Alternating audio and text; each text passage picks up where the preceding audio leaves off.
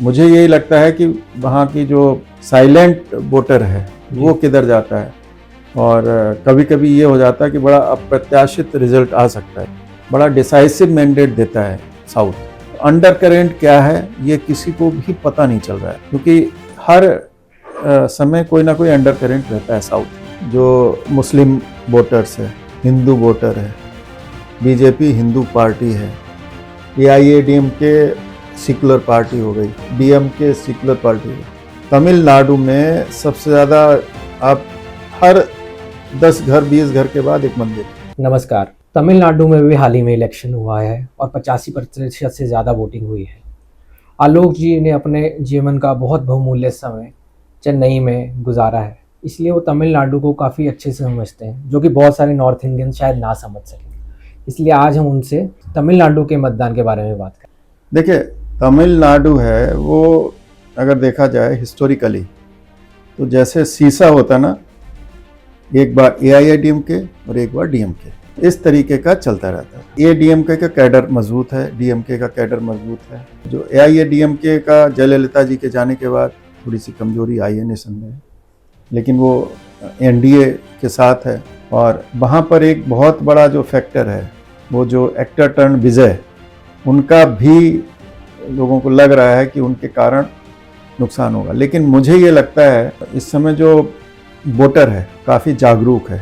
अभी मैं पीछे गया था तमिलनाडु की तरफ, तो मैंने देखा कि वहाँ पर महिलाओं को कुछ जैसे डोल्स दिए जाते हैं ना, पैसे बांट रहे थे वो कैश, किसी उसी के जो गरीब महिलाएं थी उनको।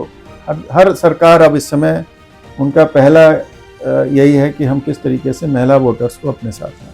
तो इस तरीके की पोजीशन है, लेकिन 85% वोटिंग अच्छी वोटिंग है। जो अधिकतर इंडिकेशन यही हो रहा है कि क्योंकि वहाँ पर इससे पहले AIADMK थी, जो कि जयललिता जी के जाने के बाद थोड़ी सी कमज़ोर हुई है जी। और इनके अलायंस नहीं हो पाए विजय के साथ। अगर विजय के साथ अलायंस होते तो संभावनाएं कुछ दूसरी बन रही थी। तो मुझे ये लग रहा है कि वहाँ पर बहुत ज़्यादा कुछ उलट फेर होने की संभावना कमी है, क्योंकि विजय ने कहा है कि मेरे दो ही दुश्मन हैं, DMK और BJP, इसलिए वो ऑल इंडिया अन्ना DMK के साथ नहीं जा रहे और AIADMK का BJP के साथ गठबंधन है। तो ये हो सकता है कि पोस्ट इलेक्शन अगर कुछ इस तरह से कोई बात आए तो शायद AIADMK और विजय में तय हो सकता है। और राजनीति जो है संभावनाओं का खेल है। जो विजय हैं उनको हो सकता है कि जो दक्षिण की राजनीति है वहाँ पर बीजेपी अभी भी एक्सेप्टेबल नहीं है। हालांकि उनका वोट प्रतिशत लगभग 11% हो चुका था, जो कि एक अच्छी शुरुआत थी, लेकिन अभी भी बहुत काम करना बाकी है उनको। मुझे यही लगता है कि वहाँ की जो साइलेंट वोटर है वो किधर जाता है। और कभी कभी ये हो जाता है कि बड़ा अप्रत्याशित रिजल्ट आ सकता है, बड़ा डिसाइसिव मैंडेट देता है साउथ। तो अंडर करेंट क्या है ये किसी को भी पता नहीं चल रहा है, क्योंकि हर समय कोई ना कोई अंडर करेंट रहता है साउथ में। करप्शंस के कुछ चार्जेस लगे हैं DMK पर, लेकिन उसको हमेशा यही कहा जाता है कि जो सेंट्रल एजेंसीज हैं उनका एक वेंडेटा कहलाता है, तो उसको वो अगेंस्ट यूज़ करना चाहते हैं BJP के। कुछ अंडर करेंट होगा, कुछ चेंज की संभावना वैसे तो अगर देखा जाए तो अभी तो यथास्थिति लग रही है, लेकिन देखिए जो बाद में अंडर करेंट है या कोई और चीज़ निकल कर आती है, क्योंकि साउथ में भाषा का बहुत हमेशा एजिटेशन रहता है। जबकि जो मैं अभी पढ़ रहा था कि जो भाषा है वो एम्पावरमेंट के लिए यूज़ होती है। अब अशिक्षित लोग कम रह गए हैं और शिक्षा का फैलाव ज़्यादा से ज़्यादा हो रहा है। तो ऐसा में इस प्रकार की जो आज से 20 साल पहले जो चीज़ें थीं जो लड़ने के लिए काम में लाई जाती थी, वो रेलिवेंट रहेंगी कि नहीं रहेंगी, ये इलेक्शन ये निश्चित करेगा। तो अगर मैं अपने आखिरी सवाल पर आऊँ तो साउथ इंडिया में खासकर तमिलनाडु में काफ़ी सेकुलर पॉलिटिक्स पर ध्यान दिया जाता है कि वो DMK और AIADMK की जो राजनीति है वो ये कह रहे हैं कि हम भगवान में बिलीव नहीं करते। अगर कोई अपना भगवान में बिलीव करता है तो ठीक है, लेकिन हम उसे पॉलिटिक्स में नहीं लाएंगे। और BJP का जो हिंदुत्व का एजेंडा है, क्या वो इस पॉलिटिक्स में जो बिल्कुल ही मतलब हार्डकोर सेकुलरिस्ट है उसमें एंट्री पा सकते? देखिए, ये बड़ा मिथ है। होता क्या है कि जो भी पॉलिटिकल एनालिस्ट होते हैं वो अपनी भाषाएं इवॉल्व करते हैं।